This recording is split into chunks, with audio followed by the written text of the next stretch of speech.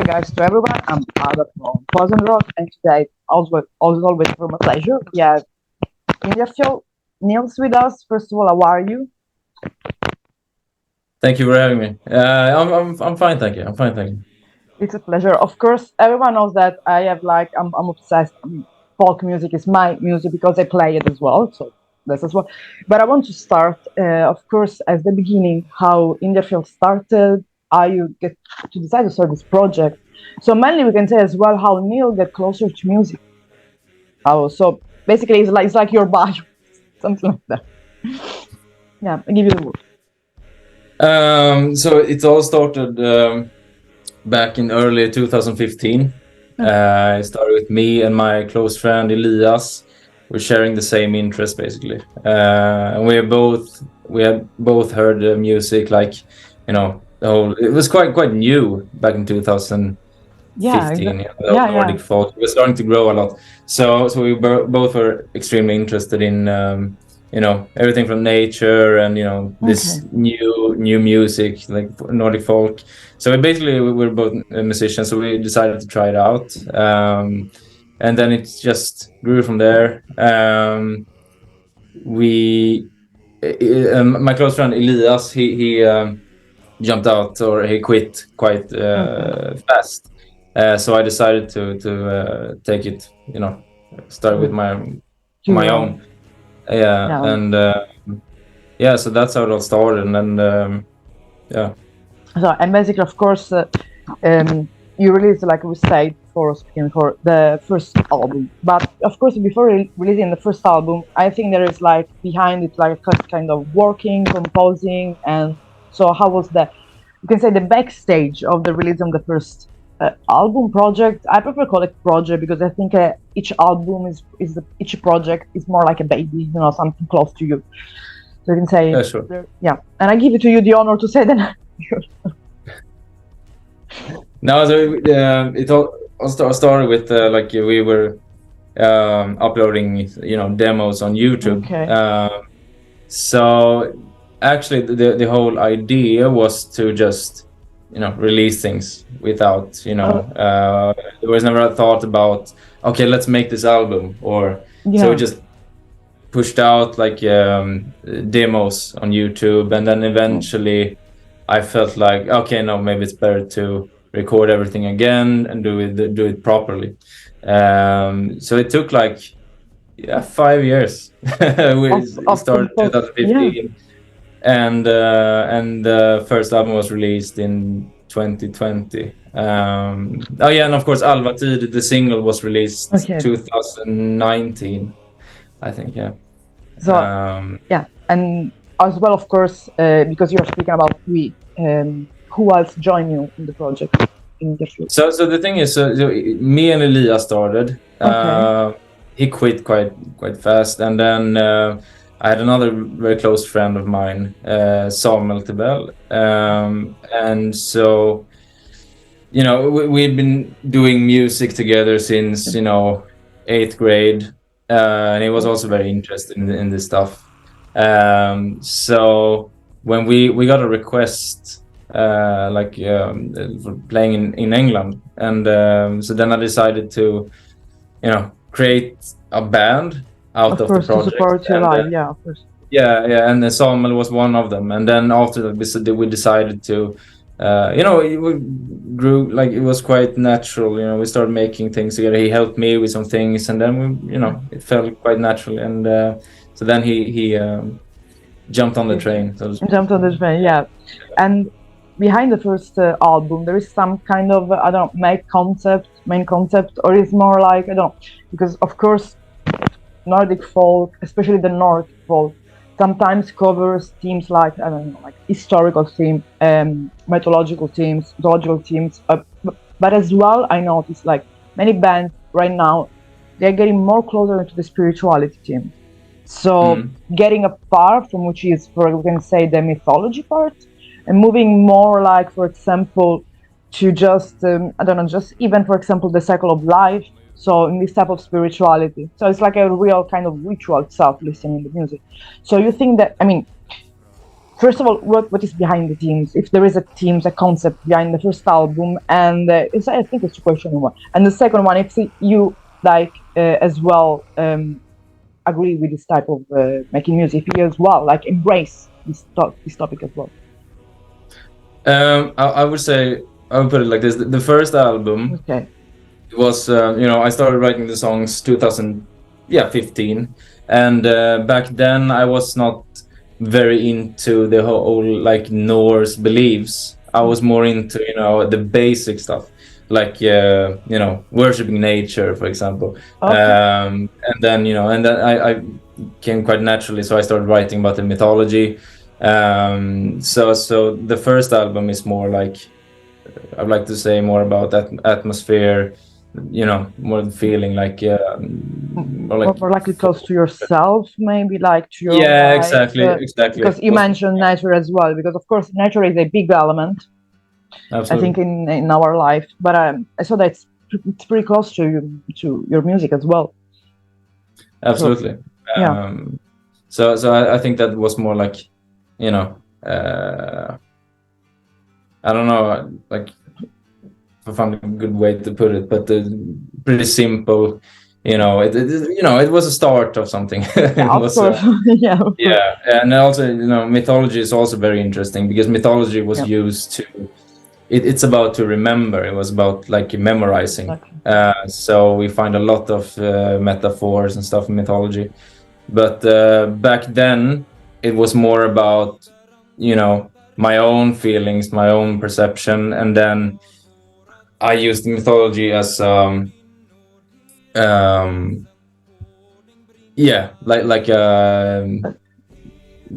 applied it into these things. Yeah, into your personal life as well, or it's just musical? Yeah. So we can say that each album that's been released embrace they are part of your life as well, because of course after that in 2022 last summer, if I'm not wrong, you released your last album last summer in 2022. Yes. Which is okay. Say your name. Okay. Swedish or Norwich. And here we have basically with this album. I was seeing basically Hindarfjäll everywhere in each festival last summer. It was okay, they were. When I found your band, it was they're all in every festival. I was looking at the summer. So, you think that this album brought a little bit more of knowledge about the band, to put you more in the folk scene? The last album, respect to the first. Like the difference, or? Yes. If as well helped you to be more in the folk scene today, the last album. Oh yeah, I think that the last album I put much more work into the lyrics and analyzing, and so as I mentioned before, the first album was more like worshiping nature, la, and then so of course people grow and etc. So of course we change, of course. So since then I've been reading a lot, meeting a lot of interesting people, and starting to doing some kind of puzzle, putting the pieces together. Of course, that influenced you, yes, yeah, and also from Tidernas begynnelse, the first album was more. I don't know if I think it was. Yeah, it was more guitar based. Okay, and more acoustic. Yeah, exactly, more traditional folky, I guess. Yeah. So for this album, I put in Kravik lyre, tagelarpa, and I tried to combine these things, but still keeping the same traditional folk music. Folk music. And there as well, but of course you can see that difference. If you want to analyze as well, not only the topic and the sound of it, but what's behind the composing and recording and mastering the first album to the second. Of course, there is, I think, a difference as well. Yes, of course. That's also one. You learn how to, because I'm recording everything here. Okay, so that's okay. That's where everything will start, and absolutely. Keeping it simple, and it's more laid back.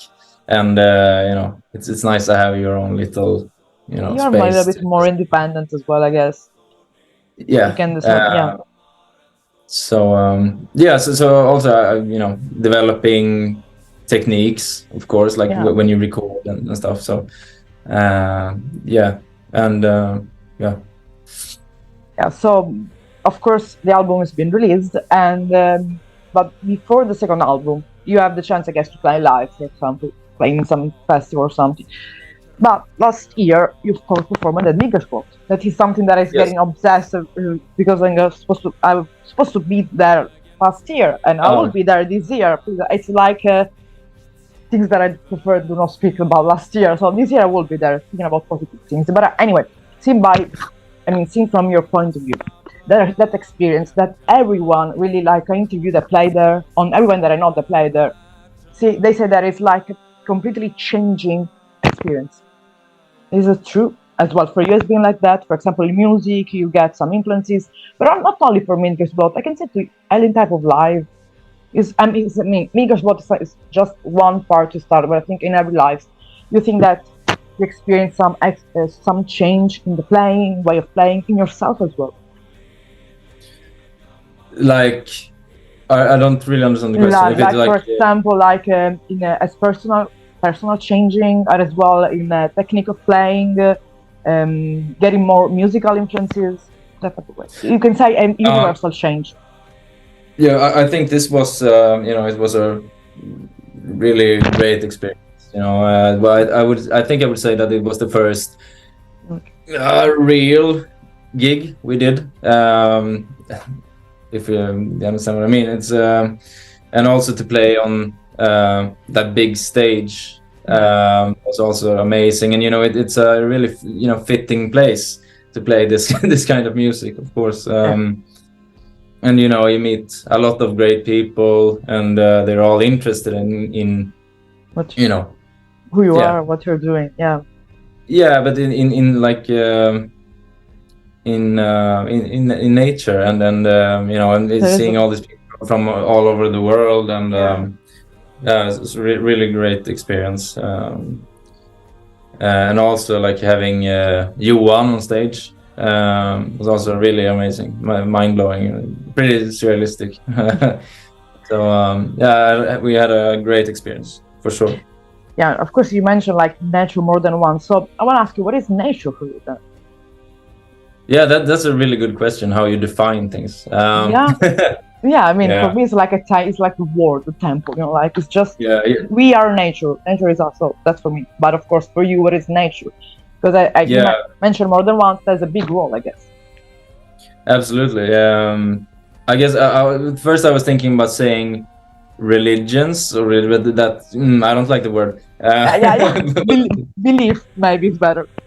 Yeah, beliefs. Absolutely. So what does nature mean to me? Exactly. Everything. It's like it's a very difficult thing to but it's like, for example, you approach, because people in the world usually approach to nature differently. There are people that goes in the nature just because they like to go there and sit and just I don't know. But there are other people which have more, we can say, deepest connection with the nature. So for example, like me, which I'm idiot sometimes in the nature, put my hands in the river and let it flows. Even the frozen water, I don't care, just a connection.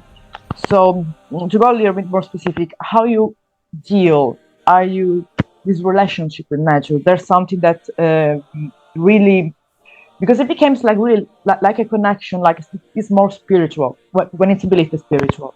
So if it's something that in nature, I don't know, it could be getting off sitting and watching the lake, just going to the cave. I don't know. For example, when I spoke with Vivaki, they loved going to the cave and sing. That was, for example, something about that. There is something about nature you like to do, or because I think it's important as well for people when they listen to your music, like having this type of it's a connection with you as well. For example, because they give you a different perspective when they listen to your music, to know, for example, that nature has a lot of influences on you. So how? Because I asked you what is nature, now I ask you what do you experience mainly in nature?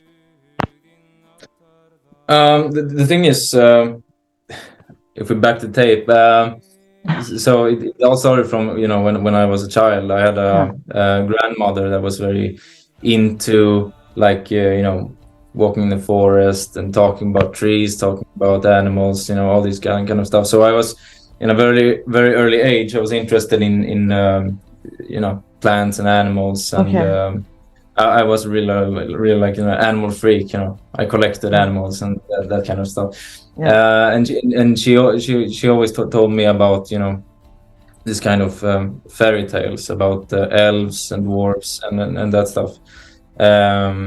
And it wasn't until, I guess, when I was maybe 13, 14, when I got into black metal, that I really started to understand what she was talking about.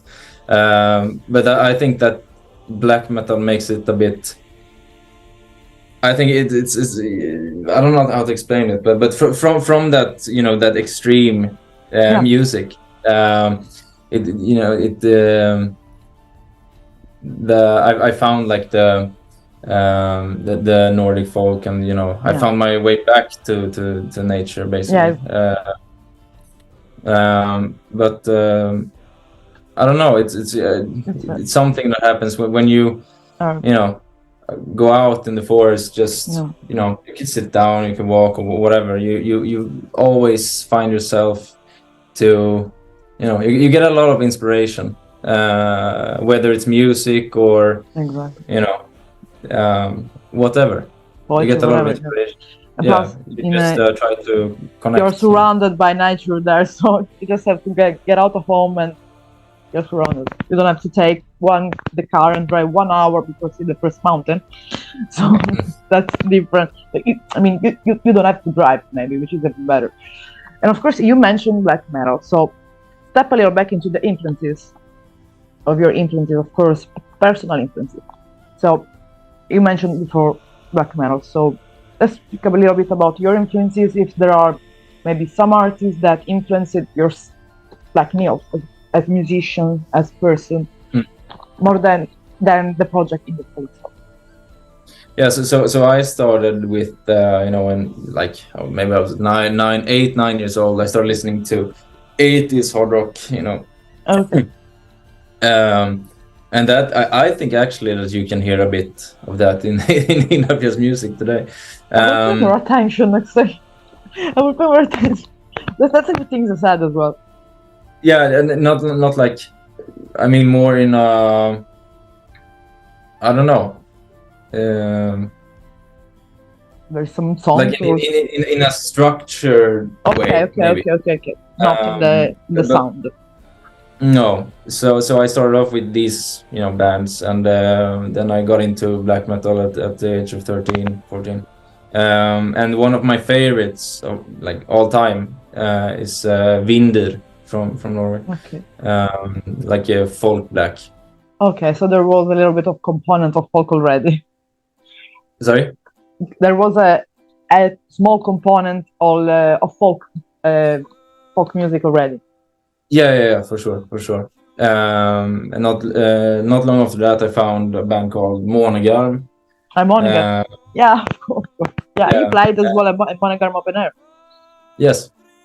And they are really like, Eric and they are I know them. They are really amazing musician and person as well. Yeah.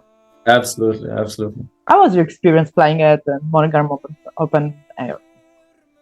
Crazy. I remember it had been 2020. I don't know. I suck at 2020 something. Yeah, 2020 something. The lockdown I texted, make us forget the year, so it doesn't matter. Exactly. I am still in 2020, so. So I texted Erik and asked him if he wanted to do this song. He had not tid, and he said, yeah, sure.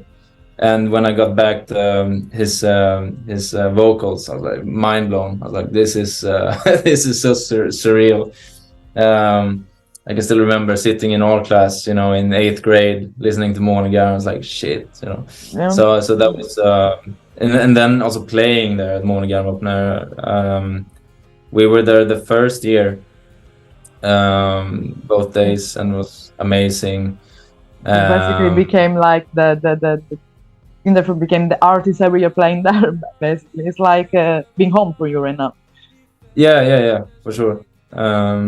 So, and also to be able to stand there at Monaghan Open Air, Yeah. and to be able to perform the song with Erik, it was absolutely crazy. It was really great. I think I think there's gonna be there is this edition. 2023 is out already. There's enough. Yeah, I didn't mind to see it as well. And of course, we were speaking, of course, about your influences. So you say about Monegar. There were other bands about, I don't know, let's say the outside black metal scene or metal scene, for example. Other type of music or type of artists. Yeah, actually, there's one particular song that changed everything. Okay, okay. Yeah, and I don't know if this was after or before the old black metal period, but it's a song called Stenristarna by Anders Hagberg, and he I don't know how I found that song, but that was like, oh, this is what I've been looking for. And so that was, before I heard about Druna and that stuff. So that song is really, and actually quite recently, like I think it was 2 months ago, I found out that it's Eivor Polsdottir that okay, that is singing. So I was like, what? I had no idea. Yeah, because I think that she started to be more, of course, well known for the TV series, of course, Last Kingdom. And now she's like, yeah, so basically, that's a good news for me as well. So I'm gonna look for that. So that song as well had a huge impact to your way of, to yourself, right, as a musician. Absolutely. But mainly like to the way of playing, I don't like the technical part of music because I'm not that, but of course doing an interview, you have to ask that. So going a little bit more technical, there's some musician that on any type that influenced you, but it can be even friend, it doesn't have to be famous musician, or even, I don't know, your animal, it can be animal. Like musician that inspires me. Yeah. Oof, I think there are a lot of people. Okay, let's make it 5. I give you 5. I give you a limit because not more than 5. Okay. With that said, there's no order of importance. It's free. That's it. It's always better. I guess I would have to start with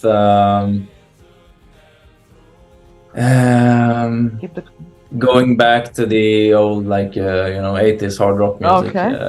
Yeah, of course we have to do that. So believe it or not, but I would say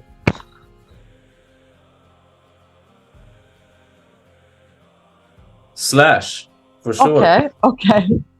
Can you imagine? And it's not hard. Of course, so that's one. Big guitarist.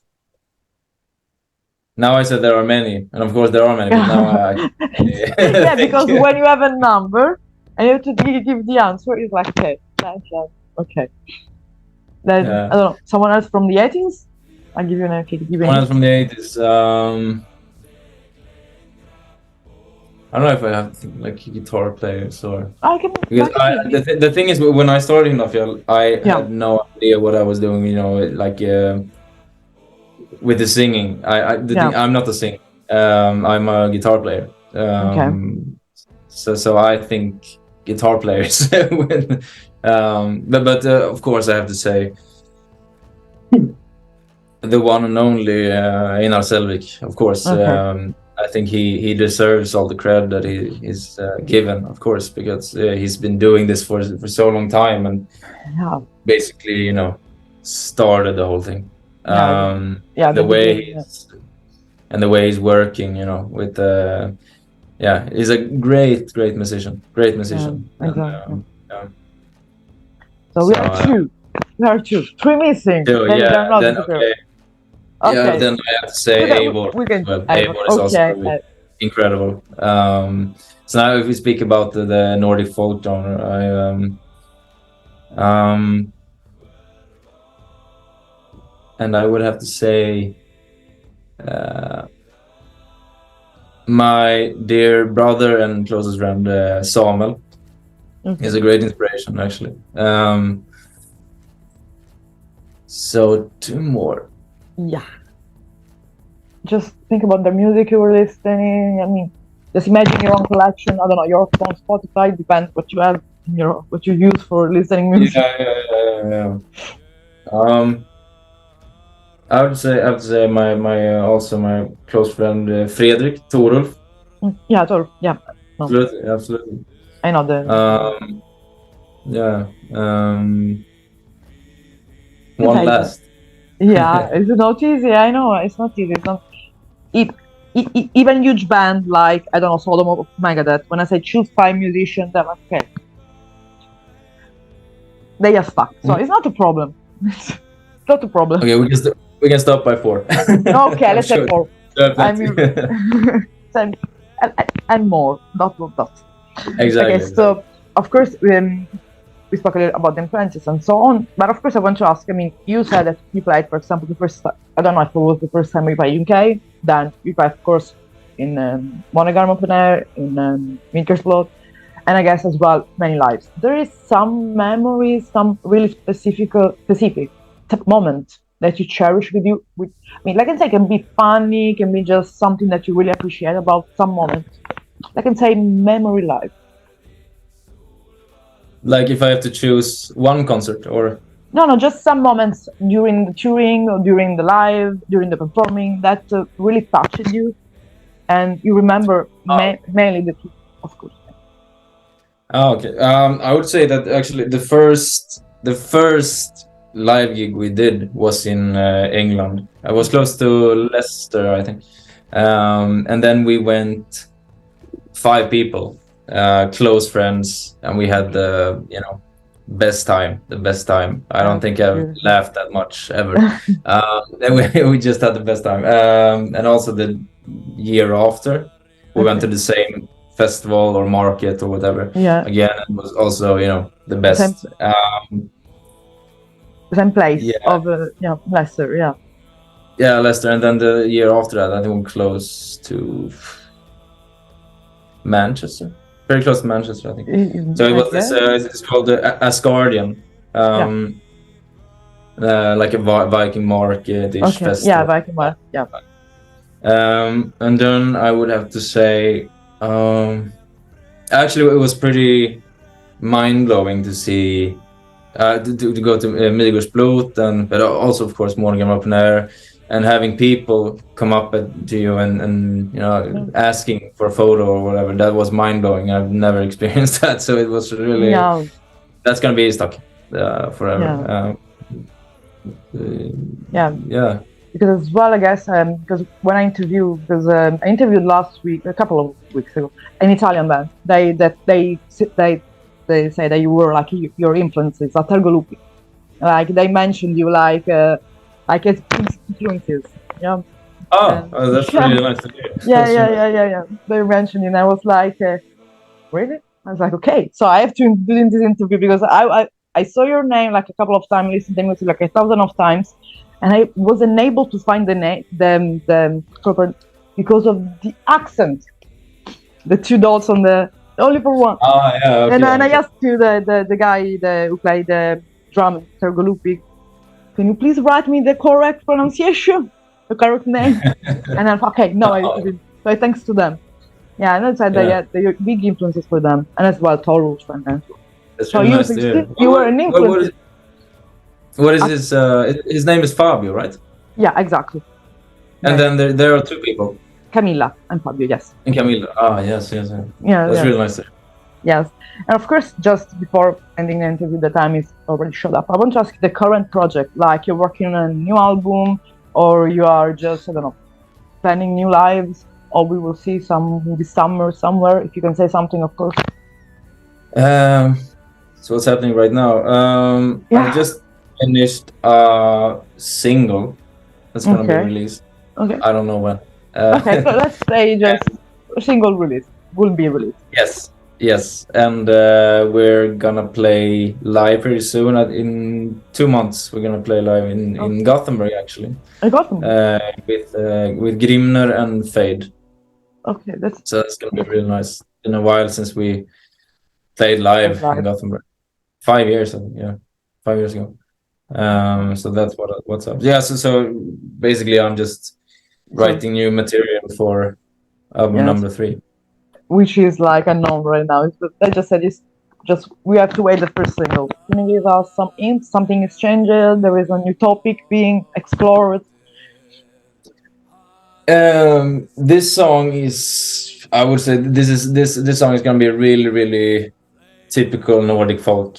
It's more, this old feeling. Not so much, guitars and, and that stuff. Is more like, and it's completely in Old Norse. And I mean, this question came in my mind now. But folk for every person is different. Like folk music, for each one. What is for you folk music? Folk in general. Like Nordic folk music, because in general. I mean, for example, just listen as well. Native American folk, Sami folk, Siberian folk music, in general, folk. So I was, it's pretty interesting with the whole thing with Nordic folk, because that kind of form, I don't know how, but people are calling the genre Nordic folk. And then when I think Nordic folk, I think about like Vardruna, Heilung, like that kind of, like this very old sounding,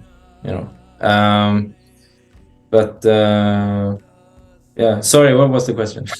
what is for you folk in general? Like, yeah, that's interesting. Because it could be like, I think it's, if we speak about nature religion, that's the same thing. It's like it depends on where in the world you are. Basically. Yeah, that's true. So folk can be anything depending on what place you're talking about, basically. So yeah, so like, I guess we could say native music. Okay.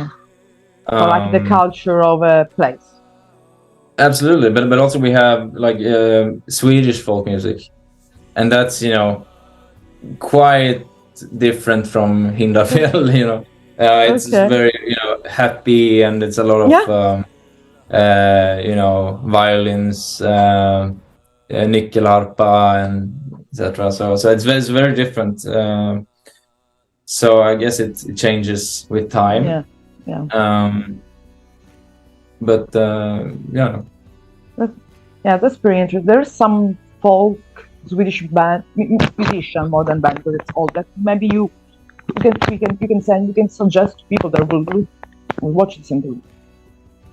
Swedish folk music. Yeah, even super old, like one of the biggest folk musician in Sweden, because it's important, I think, to know as well the musician of other country, which are more, maybe old as a time as well. Yeah. The thing is, I'm not very good in Swedish folk music. That's not. I'm not never. It's not pretty recently. I've been started listening to, but not specific bands. Just like old folk melodies in general. Like, but that's a good example. Vem kan segla förutan vind? That's an old Finnish folk song. So you don't know really who wrote it, basically. We have different versions. Yeah, we have different versions and so on. But I don't know if you heard about Garmarna. Yeah, of course. Yeah. And we have Hedningarna, which is like, I think you could say that they are. I think they started in the beginning of 90s. I think so. They were pretty early. Yeah. And I think so they have this a bit more darker sound than the traditional Swedish. Yeah. So what I can say before the interview, so just a quick hello to Nils, and really thank you for your time, and I hope to see you soon live, of course, because it means that I'm going to Norway or Sweden. Just to say a quick hello to everyone who's watching this interview, and thank you again. Thank you very much. Thank you for having me. So thank you so much, and I will keep you updated for the interview. Thank you so much. Have a good Awesome. evening. Awesome. Thank you so much. Oh. You too. You too. And I Bye. love your music. Don't stop doing it. Thank you. Thank you. Thank you. Gudars allar, blodet svallar, alver sjunger vackra sång. Månen lyser, marken fryser, solens dagar är förbi. Stjärnor glittrar, färger skiftar nu.